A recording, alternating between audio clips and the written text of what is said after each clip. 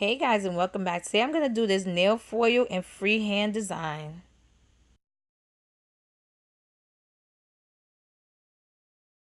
So I'm going to use this black by Sinful Colors called Black on Black. The adhesive for the foils is glue for the foils to apply on. And my black nail striper by LA Colors. And I'm going to use this circle hollow foil. It's really pretty. It's cute. And I really wanted to put it on the black. I just thought it would really pop with the black background. Now I'm just going to do some lines. I want to show you that you don't necessarily have to cover your whole nail with the foil. You can do your own unique designs and it comes out really cool.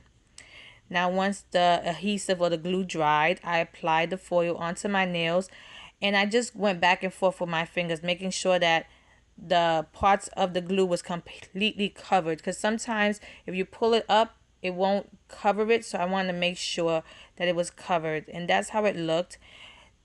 I thought it looked cute by itself, but I wanted to add some lines. I thought the lines just brought it together. It kind of made it seem like the black was coming through the foil and you didn't know which one was added first. It just gave it a cool, fun look.